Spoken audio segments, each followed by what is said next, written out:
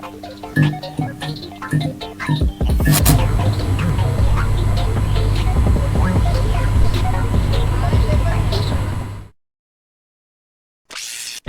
fully charged. Launch ready for WWE Aftershock in 3, 2, 1. World Wrestling Entertainment Discussion is live. Cue host Owen Finch. Welcome everyone to WWE Aftershock week 44.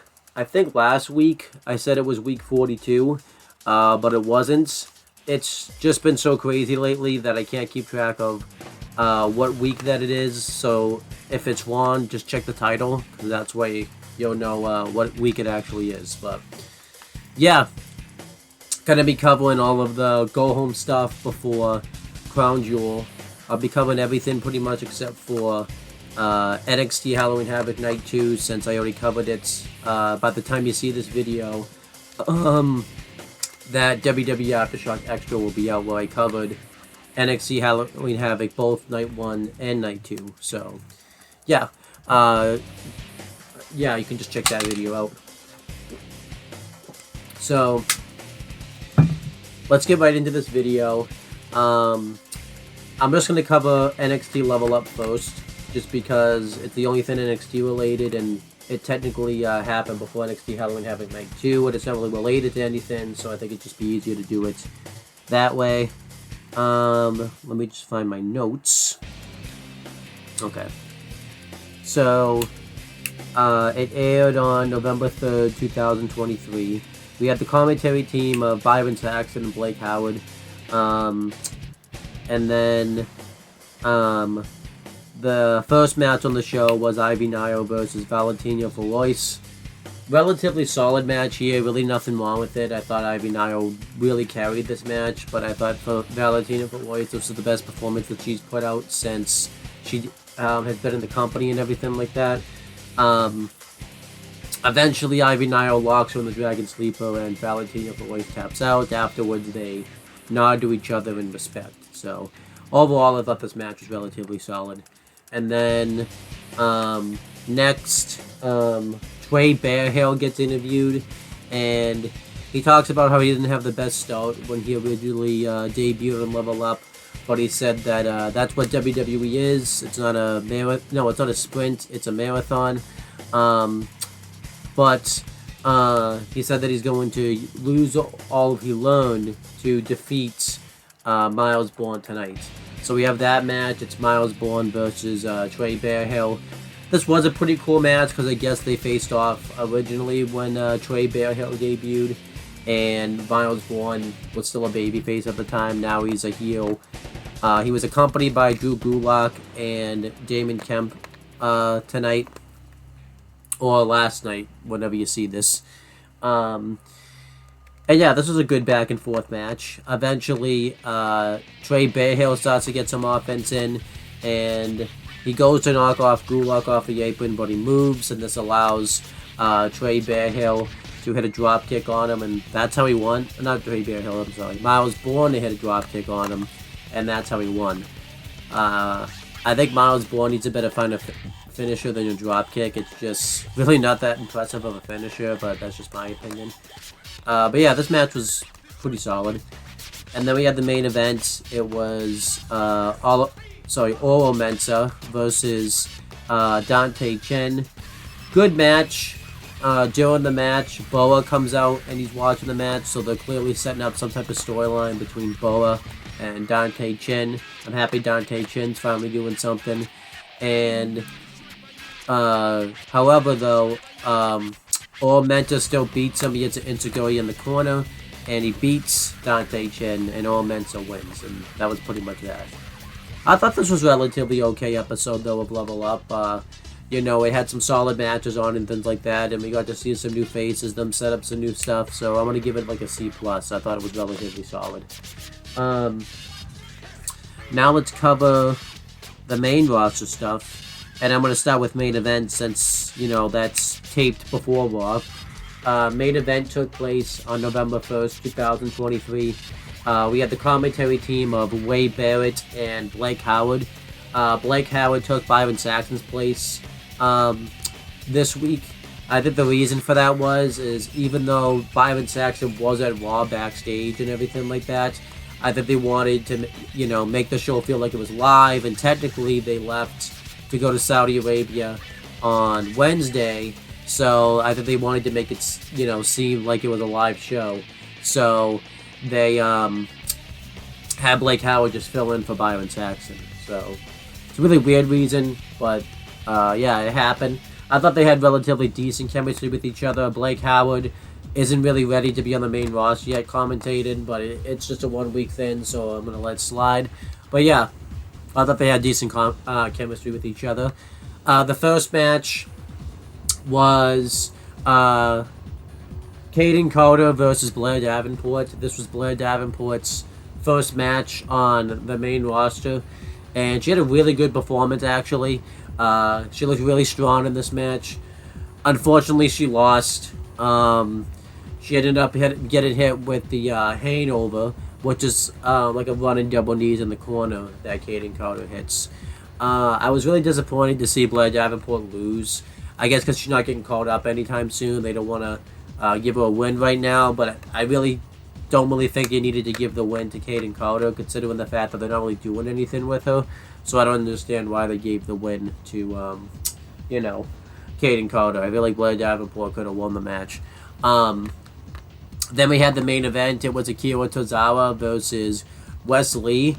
Kind of strange to do this match now, considering the fact that Wes Lee was about to have his big return in NXT. And it's kind of ruined that a little bit, but whatever. Yeah, they had a really good match here. Very fast-paced, very back and forth, but it was actually more technical than you would think it'd be.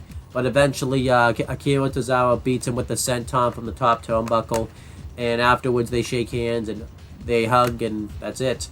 I liked this overall.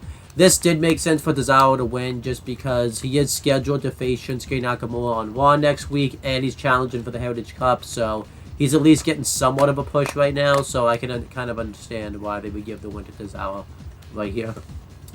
Overall, I liked Level Up. I'm going to give Level Up a C+. I think I'm knocking it down a little grade for the fact that Blair Davenport lost, but other than that, I thought it was a relatively good show. Moving on to Raw. Raw took place on October 30th, 2023. We had the commentary team of Wade Barrett and Michael Cole. Rhea Ripley, JD McDonough, and Dominic Mysterio came out, and they basically talked about how Judgment Day is the most dominant faction and how they're going to prove that tonight and at Crown Jewel when they win all their matches and everything like that. And then Sami Zayn interrupts him, and he basically talks about, he got this great promo that you really need to check out where he's going to basically come back at Judgment Day, and he's not going to let them take him out and everything like that. And Rhea Ripley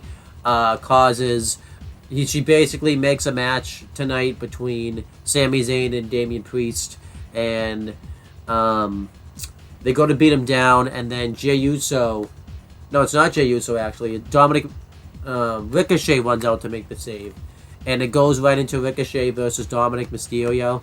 I really like this match. I thought it was very good stuff, very back and forth. Eventually, due to cheating, Dominic Mysterio steals the pin. He rolls him up, grabs the tights, and uses the ropes for leverage. After Ricochet lays him out, and he's about to hit the 450 on him, but Rhea Ripley and JD McDonough pull him out of there, and that was pretty much that segment.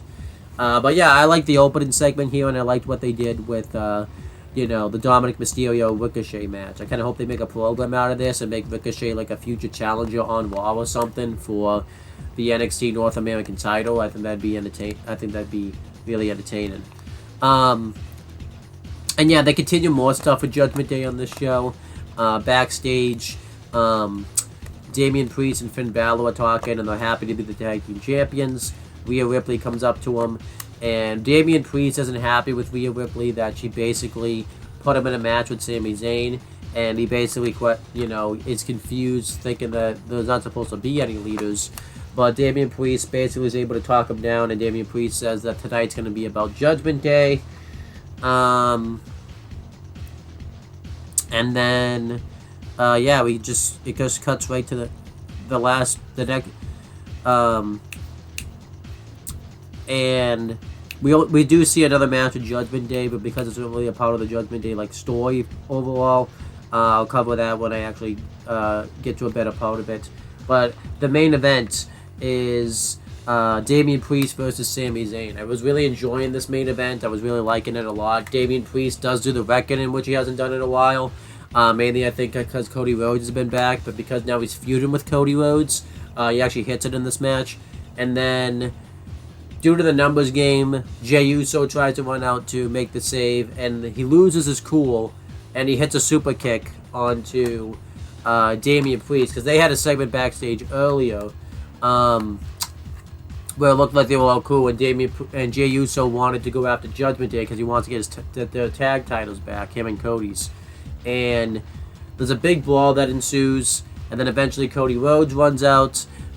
He beats up Damian Priest. He's about to crossroads him on the announcer's table, but JD McDonough pulls him off, and he's getting Damian Priest away pretty much, and then he's by the barricade, and Sami Zayn hits a Luva kick on him, and this causes Cody Rhodes to hit a crossroads, not once, but twice, onto the announcer's table. And he cuts this really great and passionate promo talking about how he's going to finish his story, and how Damian Priest is just a roadblock to that story. So, yeah. Everything with the Judgment Day I thought was a thumbs up. The only thing I really didn't like was the DQ finish that happened with Sami Zayn and Damian Priest. I really didn't like how they went about that. I think they could have just had Damian Priest win by either Jey Uso accidentally super kicking Sami Zayn, or that he just wins type of thing. But other than that, everything was pretty fine. Let's talk about everything that kind of happened with the World Heavyweight Championship picture. It showed this really great video package of Drew McIntyre sitting at the Performance Center, where he talks about how the biggest moment in his career, when he won the WWE Championship, was during the pandemic when nobody was around, and that's kind of hindered his moments. And he talks about how he held down the fort, and by the time the pandemic ended, his moment had passed pretty much, so he had to basically get himself right hard again. And once he got to that point at Clash of the Castle last year, it was taken away from him by the Bloodline, and he talks about how he's finally hit lightning in the bottle again, and he's willing to do whatever it takes to take out Seth Rollins. So I really liked that. There is I'm pretty sure there's a backstage segment with... Oh, no, there isn't a backstage segment. I'm thinking of last week, actually. So, then the next segment is Seth Rollins. He's going to face JD McDonough. And Seth Rollins cuts this really great promo talking about how he's sick and tired of hearing Drew whine and cry. And he mentions that everybody was suffering during the pandemic. And mentions that Drew actually got to get a moment out of it. And he talks about he's going to put an end to Drew for good, and he talks about how you're not going to get because Drew had mentioned in his video package that his first title defense was against Seth Rollins, and his last one, Seth's last title defense is going to be against him. And Seth says that, he's a different person now than he was when he faced Drew back during the pandemic. But before he can really finish his promo, he gets attacked by JD McDonough. They go to that match. It's a really good match. I would definitely recommend that. And Seth beats him with the stomp. And, it was just really good stuff. And then, it was just awesome. I did hear that Drew McIntyre is not signed to a contract yet. They're working on trying to get him signed. His contract's up before WrestleMania. I think it's roughly up around that time. So it will be interesting to see if Drew does resign, or he goes elsewhere, or he just retires. So, it'll be interesting to see what happens with Drew McIntyre.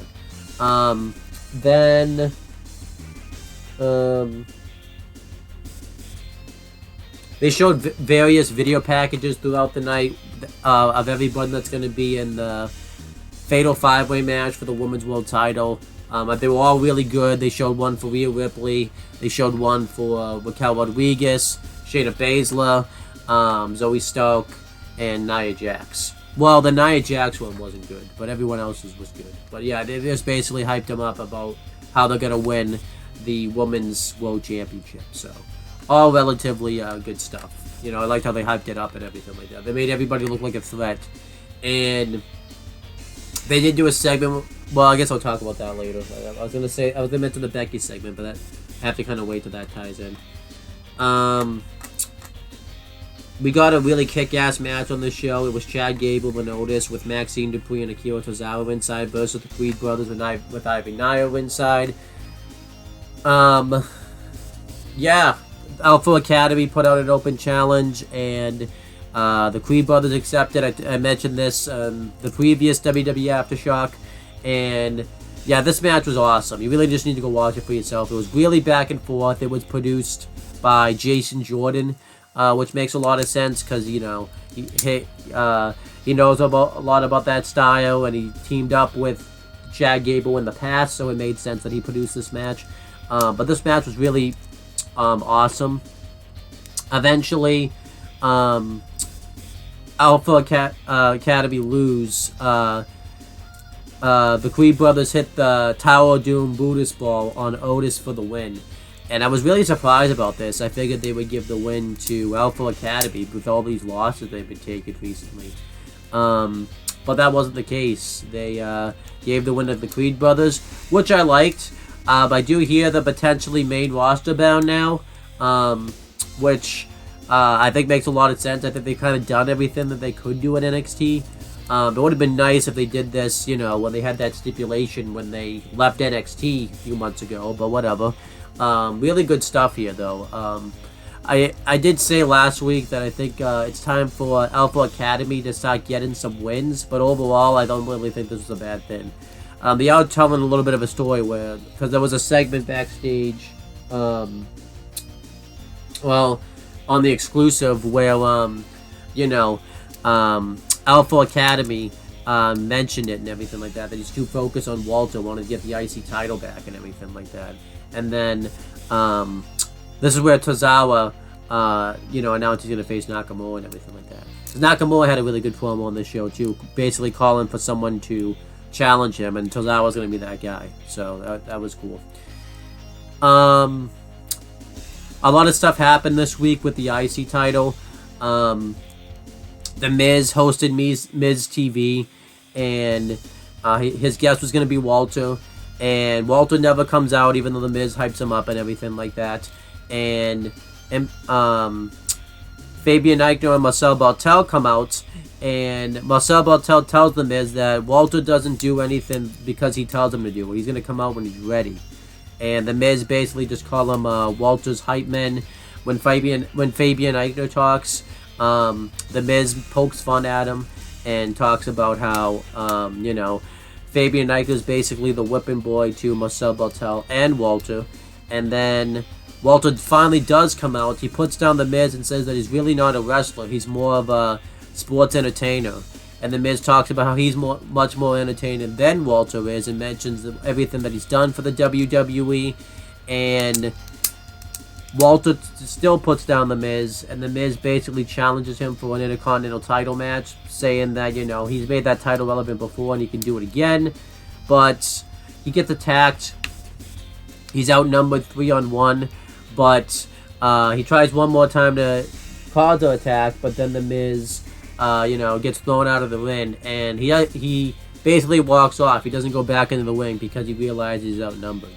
But the Miz is officially a babyface. They reported earlier in the day before Raw or anything like that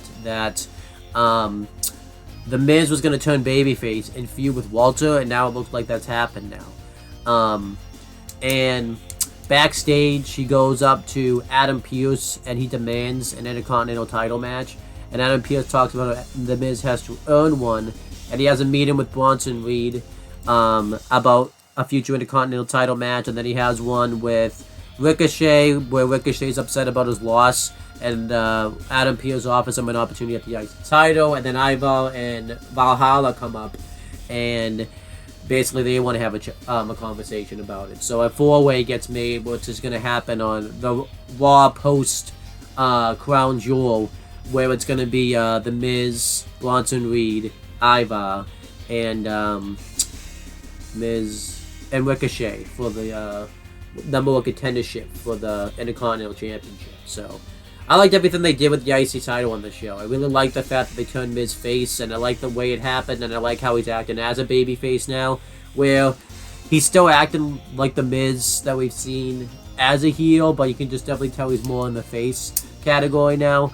And I think this can actually work this time. I think, I know they turned the Miz babyface twice, and it hasn't really worked out. Obviously, 2013, it didn't work out because no one wanted to really cheer the Miz, and then 2019 it didn't work out, not because of that reason, but just because he wasn't booked very well. So now I think we're going to have the best of two worlds, and I think this is going to work because I like that the Miz's personality hasn't changed or anything like that, so that's good stuff. As this was going on, though, the other two members of Imperium, they had some stuff going on as well. DIY, they had to face DIY, and they did a really good vignette for DIY, kind of showing everything that they've done together as a tag team. And then we had this match, and this match was just really awesome also. You really have to go check this one out. Well, it wasn't awesome. It was great. I definitely overhyped it there, but I'm happy to see DIY back. They hit them, beat me in the middle on Fabian Eichner for the win, and they beat them. And Marcel Bartel looked very unhappy about this, but yeah, I think it made sense to give DIY their first victory. They are setting up a tag title program, by the way, between the Judgment Day and the New Day, it looks like, because the New Day did a bit where they were trick-or-treating, and they were dressed up as the Judgment Day. And yeah, it looks like that's going to be set up, so I'm not going to complain about that. Yeah, other things that happen on Raw. Okay, I covered that. Was the match between Candice LeRae with Indy Hartwell versus Xia Li. Candice LeRae did get a video package, so did Xia Li. And the match was going along fine, and then Xia Li hits a wicked spin Enziguri kick onto Candice LeRae, and the match gets called off. Basically, Candice LeRae dominated her, and Xia Li dominated her, and Candice LeRae couldn't continue. And apparently this was legit. They had this was a shoot. Candice LeRae got legitimately injured in this match, so they just called it off, and Xia Li won, which sucks. I hope she's okay out of that. I do think they were going to have Candice LeRae get a little bit more offense in. I always think Xia Li was going to win, but I don't think it was meant to be that bad of a destruction, bad of a squash there, but it is what it is. She does confront Becky Lynch during her interview when she talks about losing the NXT Women's title. It doesn't really work. The story kind of doesn't really work now because Becky doesn't have the title anymore. So it's just really weird. But, yeah. I'm glad they didn't add Becky, by the way, to the Women's Fatal 5-Way. I wouldn't complain about it, but I don't think it's time yet. She did take a shot at Rhea Ripley where she mentioned that she defended the NXT Women's title more than Rhea Ripley has defended her Women's World title in her entire reign, so they did a good job of that. And yeah, the last thing that happens on Raw was a trick-or-treat fight between Natalya, where she faced Chelsea Green with Piper Niven ringside. Natalya was dressed up as a bunny, and Chelsea Green was dressed up as Bret the Hitman Hart, and Piper Niven was dressed up as Jim the Anvil Neidhart, which is pretty cool. They did their impersonations, and they did them pretty well. And yeah, I really didn't like this too much. I don't like these themed hardcore matches when they do them. They're typically not very good. There was an interesting bit where there was a pumpkin ringside, and when Chelsea Green removed it, Nikki Cross was in there, which is still in that fugue state. We're still doing something with that. But Chelsea Green does win the match. She hit the Unputty onto Candy Corn onto Natalya for the win. So I really didn't care for this though. But that was pretty much Raw. I really liked this show.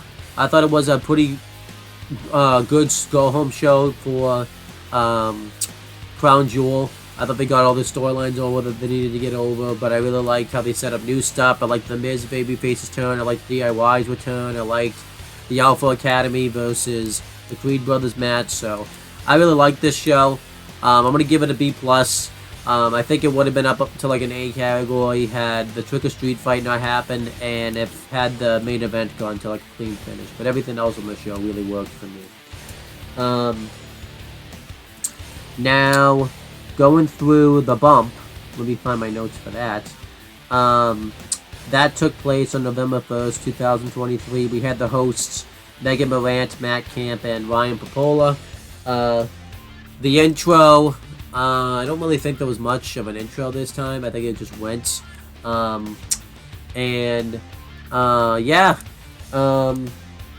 They broke down the week of WWE. They gave their predictions for Crown Jewel. And then they cut to SmackDown when they were backstage where Kayla Braxton interviews LA Knight. And LA Knight basically just uses this to hype up the WWE Undisputed Universal Championship match. He talks about, he puts down Roman Reigns and he puts himself over. So it's really good stuff. I really recommend this interview. It's on WWE's YouTube channel. You can definitely check it out. They tried to have Kayla Braxton tried to play this game with LA Knight where she tried to ask him a question and the only way he could answer it was yeah or nah, and he didn't really play the game, so that was pretty funny. So overall, I really liked that interview. It was really good. And then Lex Luger gets interviewed.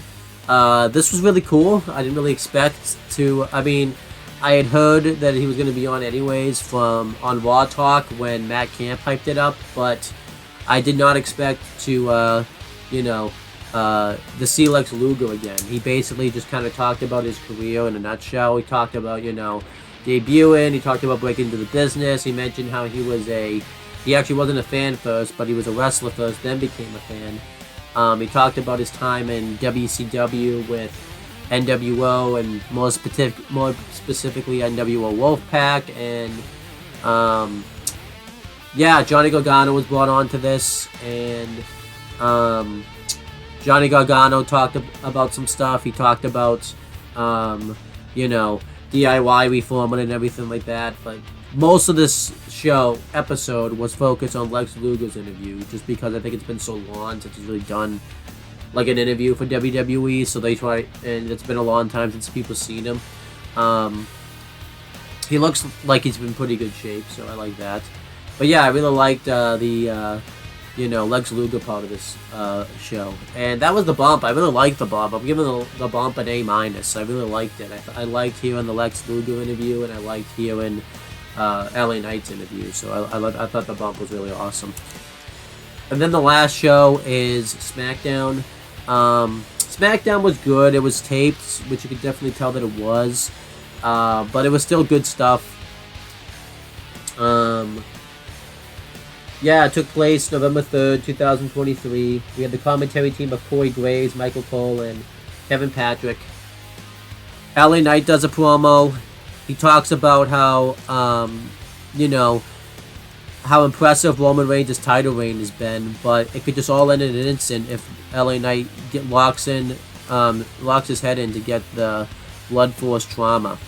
And while he's talking, Roman Reigns comes out, and Roman Reigns says that, when he took his absence, he was expecting people in the locker room to step up, but he didn't expect it to be LA Knight. He got the people to chant for him, and he talked about, though, how Roman Reigns has been doing this nonstop for years. He didn't just catch lightning in a bottle, and that's going to be it, pretty much. And he talks about how LA Knight just became a rip-off and a country version of his cousin, and he said that he's going to smash him and basically make sure that nobody ever sees LA Knight again. Then LA Knight talks about how Roman Reigns should be scared because he's going to yank that WWE Undisputed Universal Championship from him and before he even knows what happened. And basically they get into it, and referees have to break it up so that way they don't get into it, so they don't, they don't ruin the title match. So yeah, I really like this segment. I didn't actually expect to see Roman Reigns on this show because I didn't read the spoilers. So I really didn't expect that Roman Reigns was actually going to be on this show, but it was cool that he was. Backstage, Paul Heyman does tell Nick Aldis that he's going to have to really send medical personnel out there to, scrape the body of LA Knight just because of how aggressive Roman Reigns is right now. So, yeah, I really liked everything with LA Knight and Roman Reigns. I think I talked about this before, though, but I do think the Bloodline storyline has lost a little bit of steam. Really since SummerSlam now. And that's mainly because of Jimmy Uso's heel turn. But for what this was, I still thought it was good stuff. Then we had Kevin Owens versus Austin Theory. Grayson Waller was on commentary for this match. He did very well on commentary. This match was good, solid stuff. Kevin Owens beats him with the stunner, and he has a face-off with Grayson Waller. But this was a good way to get Kevin Owens over as like a new guy to come to SmackDown and everything like that. I really hope we get a Grayson Waller effect with Kevin Owens and Grayson Waller. I think that'd be very entertaining. So this was good stuff. Then Logan Paul's backstage, and the Street Profits and Bobby Lashley congratulate him on knocking out Rey Mysterio. And when he walks off, the Street Profits and Bobby Lashley are talking about it, and Bobby Lashley talks about how they have to start taking the opportunities and everything like that. And then B-Fab comes up and wants to talk to Bobby Lashley, so they kind of leave together. So it looks like they're going to add B-Fab to this faction. It could be entertaining. I would have obviously preferred either Jade Cargill or Bianca Belair. The one that was probably most likely would have been Jade Cargill, but Bianca Belair would have been the one I wanted the most, just because I think it's time for Bianca to go heel. But whatever. B-Fab could be interesting, but it's just, she's not the best wrestler in the world, so it'll be interesting to see how that works. Makes me wonder what's going to happen with Tahuti Miles, I think his name is. Or Asante the Adonis, that's what his name is now in WWE. Like, is that... It looks like Hit Row is completely done. I know Top Dollar was released, but it looks like they're just going to completely separate B-Fab and have her do her own thing. So that's not a bad idea, I guess. I kind of would like Shanti the Adonis to go back to NXT and be a part of the North American title picture, because I think he's actually pretty talented. It just, you don't really get to see that from what he's been doing lately. So, but we do have this weigh-in, though, between Logan Paul and Rey Mysterio. This was hyped up all night, and I still thought it was good, but you could definitely tell this was not backstage at SmackDown. It looked like it was taped somewhere else earlier in the day, but they tried to make it seem like it was live, but it really wasn't. Logan Paul weighs in. He weighs in at 215, and Rey Mysterio weighs in at like 175, I believe it was. And they get into it. Rey mentions that Logan Paul is like his son. He's going to beat him up pretty much. And he attacks him, and basically referees and personnel have to break it up. So I like this. This was a good way for Rey to kind of get some advantage on Logan Paul. So I like that. Also on this show, Piper Niven and Chelsea Green faced Shotzi and a mystery partner. It ended up being Charlotte Flair. I was kind of disappointed. I wanted it to be the people I mentioned. I mean, I guess Charlotte Flair's a bigger star than those people, but I just wanted it to be one of those people. I would have preferred it. Like, Charlotte Flair was just kind of a disappointment, but Charlotte Flair and Shotzi win, which was pretty obvious, and it looks like they're going to make them a tag team for a little bit. I don't think it's going to be a long-term tag team. I think this is just something for Charlotte Flair to do until Mania hits, but yeah, I'm not necessarily sick of Charlotte Flair. I just want her to do something else and challenge for a championship. It just seems like that's all she does, and I would rather, have her face somebody else instead of challenge for a title, but that's just me. Then we had a really good old-fashioned Donnybrook match between the Brawling Brutes and Pretty Deadly. It was really great stuff. I really enjoyed it. Just really great carnage. Pretty Deadly win when they hit the Tower of Doom on Pete Dunne, actually, through the table, and they beat him. Yeah, I don't mind that, I guess. I just would have rather seen the Brawling Brutes win this. This is actually technically the first time they lost a Donnybrook Well, I guess Sheamus did lose to Drew McIntyre, so maybe not. Yeah. But this was really good stuff. I really like this. Just really great fun. And then, just trying to make sure I get everything. I think I got everything there. So then it's just been... Well, then we have Solo Sikoa and John Cena had a face-off. And Paul Heyman's basically hyping up Solo Sikoa, mentioning that he's going to destroy John Cena. And then Solo comes out, he doesn't want to talk anymore. And John Cena comes out. And Solo said he was given orders by Roman Reigns to let Cena talk for the one last time. Since it's going to be the last time he talks, because Solo's just going to destroy him at Crown Jewel.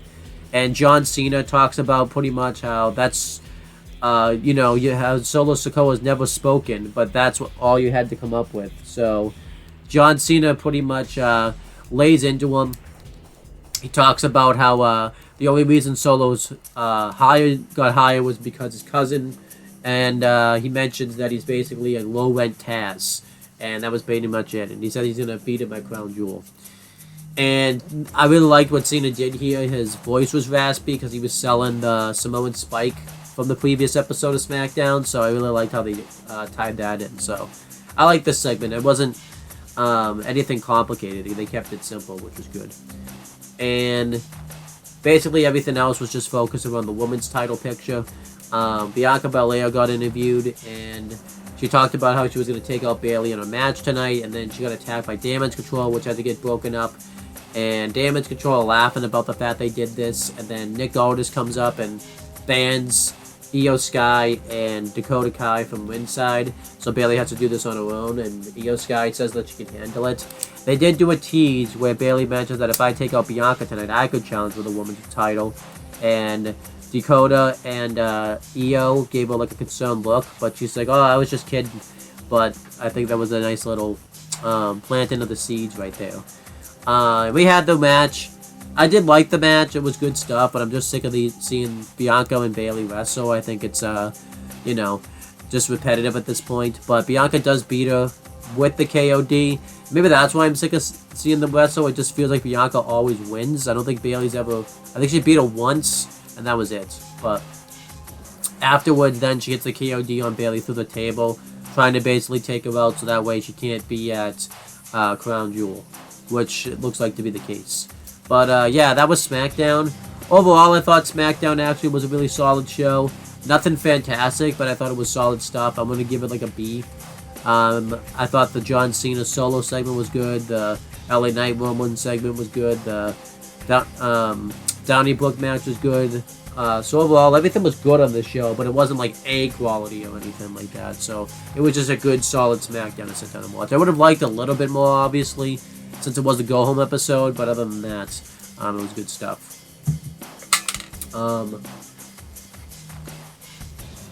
Let me do my predictions now for next week's WWE shows. I'm going to start with Crown Jewel, since that's the big pay-per-view that they have coming up. So let me just get the Wikipedia up so I can look up the matches. Chris Dodd and I will be facing for the title. Obviously, Chris couldn't be here today, so I'll just be reading off his picks. But since I'm the champion, I will just say mine first. So, yeah, we have 8 matches announced. We have a pre-show match, actually, for a change, which is very rare. It's Sami Zayn versus JD McDonough. I see Sami Zayn winning this. I don't see JD winning this. I think, Sammy's been taking a lot of big L's recently, and he's going to be beloved here, so I think they should give the win to Sami Zayn. We have the WWE Women's Championship match. It's Io Sky defending against Bianca Belair. I think Io should retain. I don't think Bianca should hold the title for a while, just because she held it for so long last year. And I think they need to have Io make it to Mania with the title. But we'll see if that happens. We have John Cena versus Solo Sikoa. Yeah, I really, this really could go either way. But I think because they've done this thing now with Cena mentioned that he's had all of these losses now, and it looks like Cena's going to be sticking around. They need to elevate him a little bit and make him look like a star again, because I think he loses now so much. I think it's time to reestablish his credibility and everything like that. So I think Cena should win, but I wouldn't complain if they went either way. I would love it if Solo won, obviously, because it would continue that storyline where Cena just can't get the big one anymore. But I just don't see that happening. If the Hollywood strike was over and Cena was going to be gone, I could totally see Solo winning this, but I think they're going to give it to Cena. So I think John Cena is going to win that. Cody Rhodes versus Damian Priest. I really wish they made this for the briefcase, but I think Cody's still going to win regardless, just because they want to really protect him. I think you really need to build into him at WrestleMania for WrestleMania, no matter what he does. I could see Judgment Day inadvertently costing him the match, where JD goes to hit him the briefcase or something, and then he misses, just to kind of keep like a little bit of a turn coming, but nothing big. But yeah, I think Cody will win this match. And then United States Championship match, Rey Mysterio versus Logan Paul. This is a tough one, just because I would like Logan Paul to win, honestly, because I think the U.S. title needs to be upped in prestige, and I think if Logan Paul had it, it would get WWE some real exposure, and it would actually add the prestige to the title. But then, what do the SmackDown guys have to wrestle for? Because Roman's already a part-timer, he doesn't show up as it is, and you can't do the same thing for the U.S. title. So you would either have to have the tag champs really start to show up, or you would have to just have something else happen. But you're kind of stuck in a corner here. But I think Logan Paul should honestly win. I think I think him as U.S. champion will be really awesome, and I honestly can see him having some really entertaining programs with that U.S. title and everything like that. So I think they should give it to Logan Paul, but it's probably not going to happen.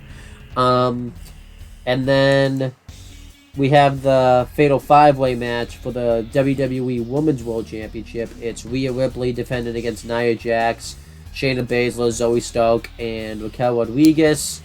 Rhea Ripley retains, I think. I don't really see her losing the title right now, especially in a multi-person match. We're probably going to do who takes the pin as a tiebreaker. And if I had to pick who takes the pin, I think it's probably going to be Zoe Stark. Just because I think she's going to get hurt the least by taking a pin. I don't think they're going to have Nia get pinned. I don't think they're going to have... They're going to have Shayna get pinned, but I wouldn't really prefer that. And I think Raquel's been taking a lot of losses lately, so I think they could have Zoe Stark take the pin. I think the beauty of it is that they do have enough chaos going around, and whoever takes the pin wouldn't be too bad, but I think they should have Zoe Stark take the pin. And then we have the World Heavyweight Championship match. We have Seth Rollins defending against Drew McIntyre.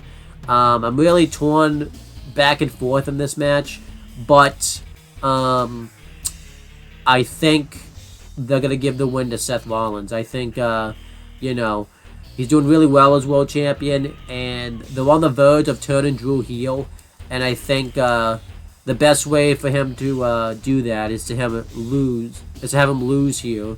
He snaps, and then afterwards, Damian Priest cashes in his Money in the Bank briefcase and finally becomes a champion.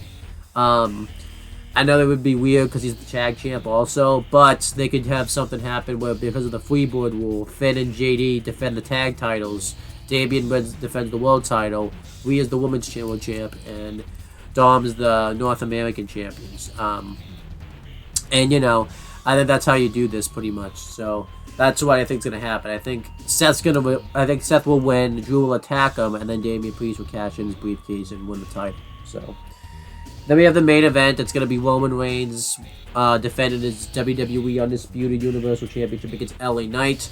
As much as I would love it for LA Knight to win this match, I think it's going to be Roman Reigns. There's just no way he's losing this match.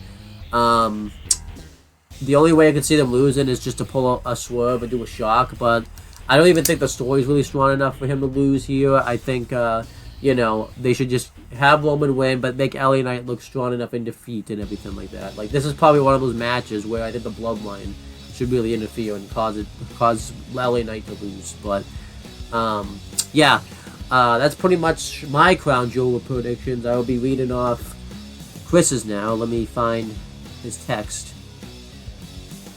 So, yeah, I think he's got the same picks actually that I do. So yeah, he picked Io Sky,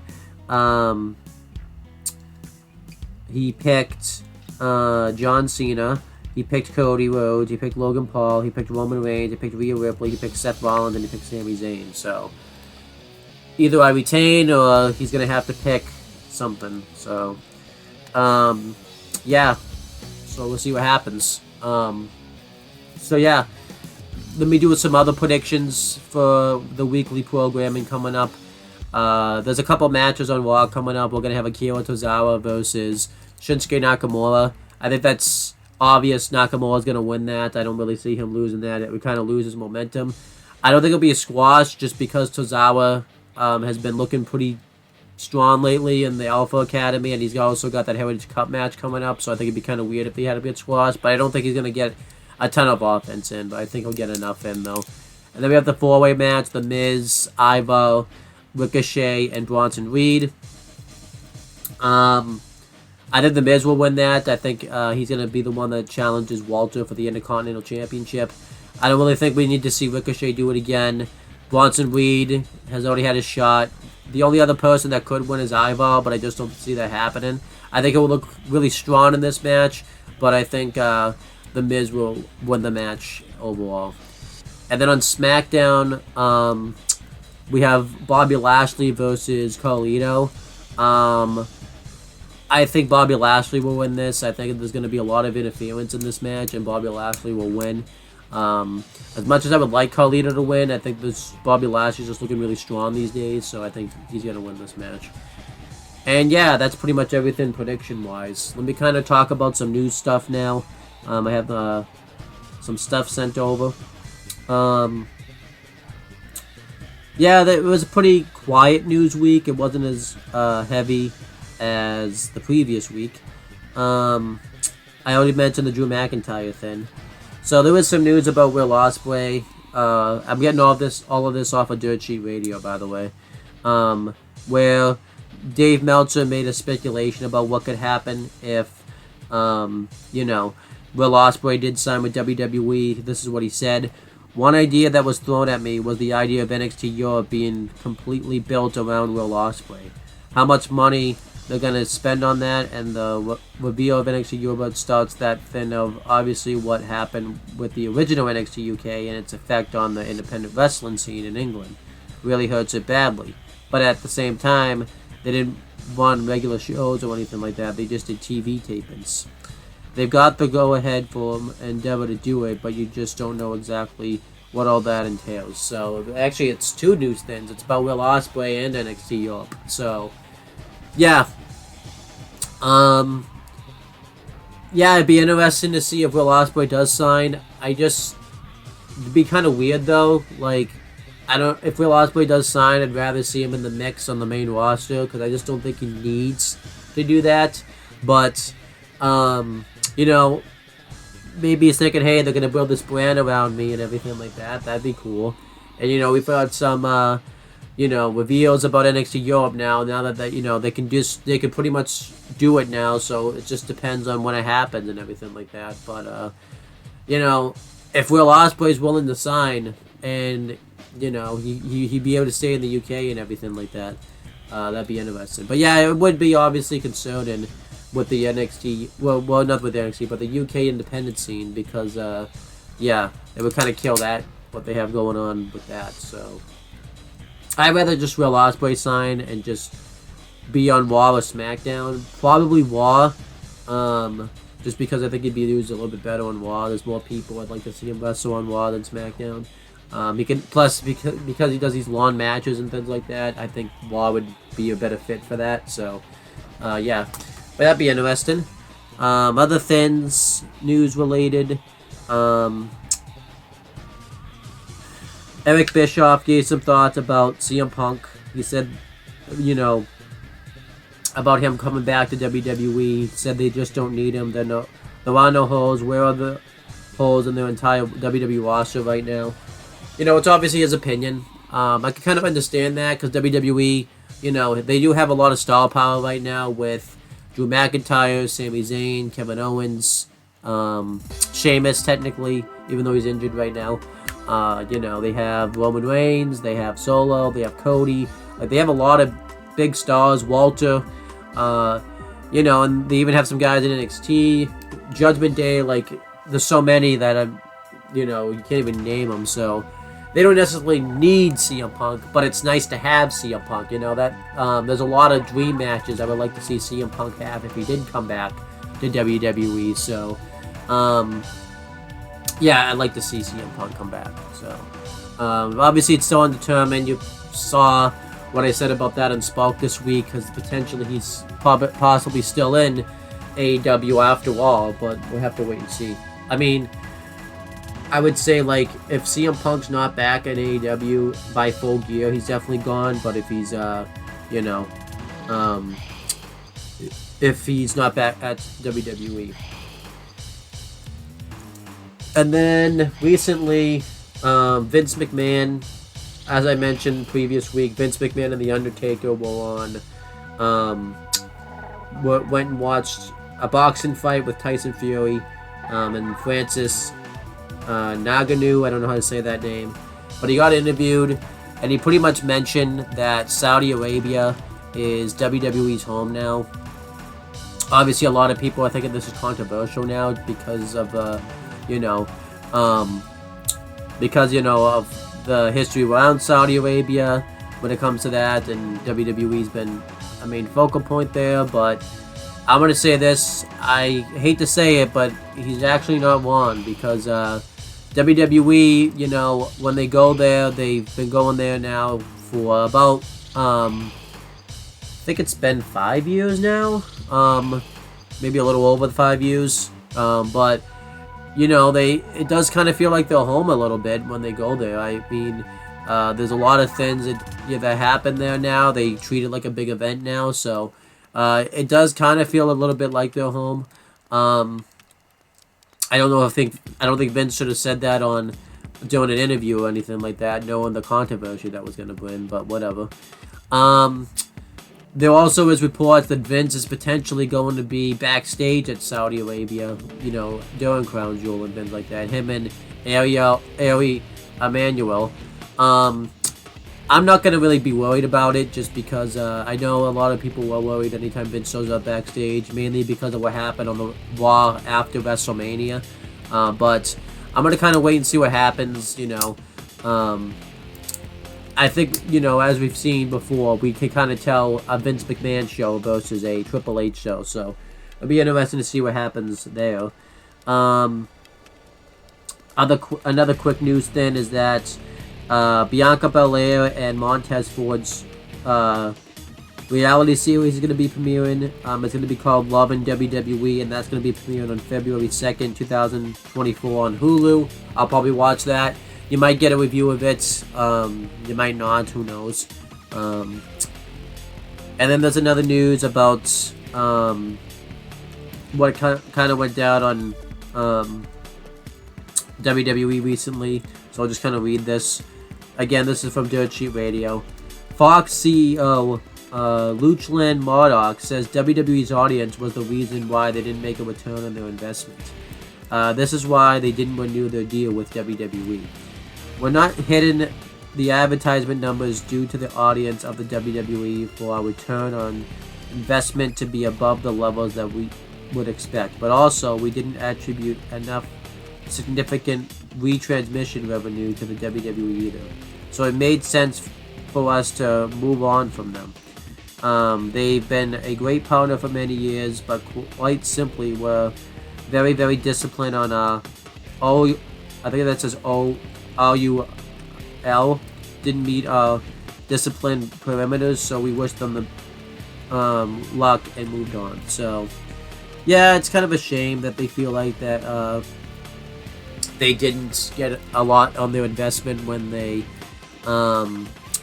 purchased WWE and had WWE on their network and everything like that. Yeah, it does suck. I kind of understand it a little bit too, because most of the Fox's run has been under when Vince was in charge and everything like that, and up until really Roman Reigns came back and was started his heel turn, WWE on Fox was kind of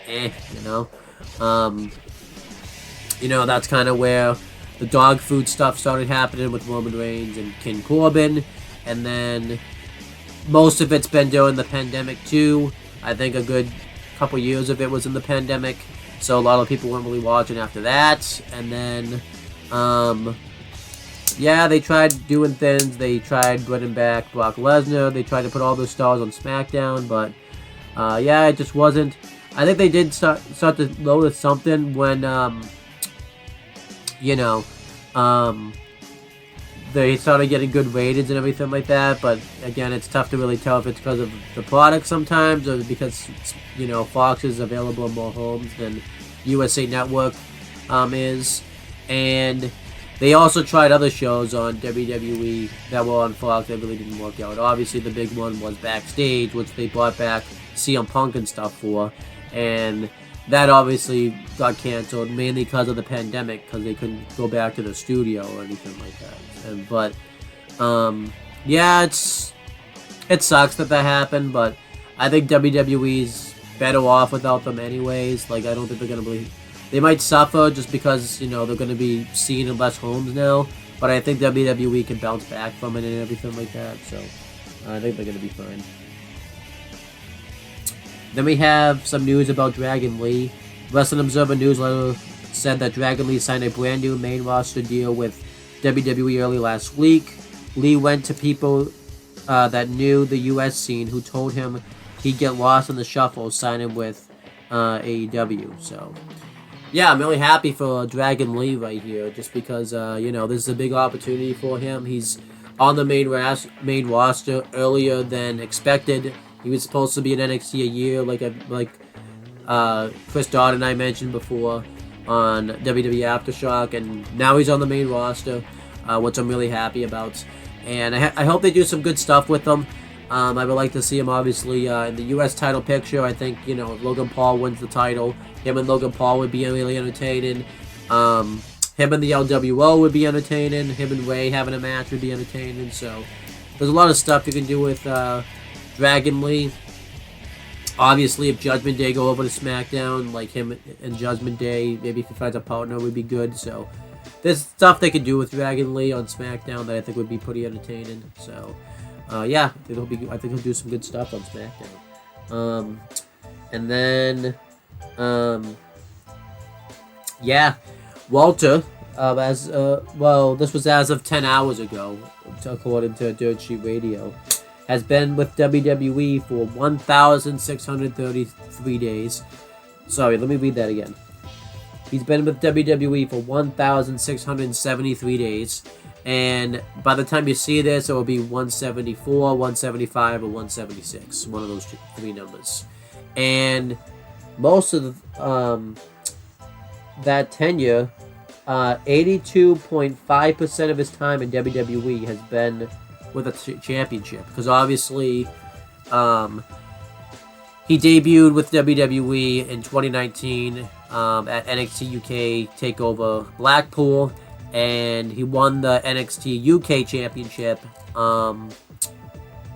at NXT TakeOver New York. That would have been in April of 2019, and he held that title up until August of 2021, and then yeah, he was off TV for a while. I don't think he really did much more. I don't think he ever won any titles in NXT.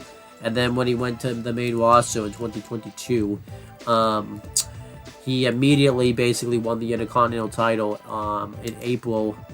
Was it June? I think it was June, actually. It was June 10th, 2022. And he lost. Yeah, he's had it ever since. So it's just insane to think about that. Most of Walter's time in WWE has been with the championship. I don't even think a lot of people can say that. So that's insane. He's been there for about 4 years. So that's really cool. And then one last thing is Eddie Kingston did an interview, and the way this ties in is he talked about LA Knight during this interview. I'm getting this off Dirt Sheet Radio, but this interview is via Adrian Ross. I'm so happy for LA Knight. That dude bust his ass. We all did. To see him get the love he's getting and being able to perform on that big stage, I salute him. Because obviously, Eddie Kingston and LA Knight have shared locker rooms before. When LA Knight was Eli Drake, I believe obviously he was an Impact, and Eddie Kingston was there when he was doing the LAX days, and I think LA Knight / Eli Drake. I think this was when he was tag champions with Scott Steiner, I believe. And then they were both in NWA together during the early days of Power. And then I believe they probably obviously shared locker rooms at other points in time. They probably, did stuff in Championship Hollywood and stuff like that. But those are like the notable ones I know about pretty much anyways. And, they've been in the business long enough where they would have interacted with each other and everything like that. So, yeah, it's pretty cool to hear, Eddie Kingston give LA Knight some props. So I'm happy about that. And yeah, that's pretty much it for WWE Aftershock. I hope you guys enjoyed this video. You are going to see a WWE Aftershock extra covering WWE Crown Jewel. I'm hoping to have a co-host for it. I was supposed to have one today, but it was just timing wasn't working out. So that's why I do this myself, because I don't have another chance to do this episode before Crown Jewel. So I figured I'd just get it done after SmackDown. It's not exactly after SmackDown, but it's close enough. But yeah, that's pretty much it, guys. Thank you guys for watching this video. And since it's being recorded in the past, I will talk to you guys in the future. Podcast has concluded. Be sure to check out more group discussion as far as WWE content is concerned, and check out more content from For the Win Productions.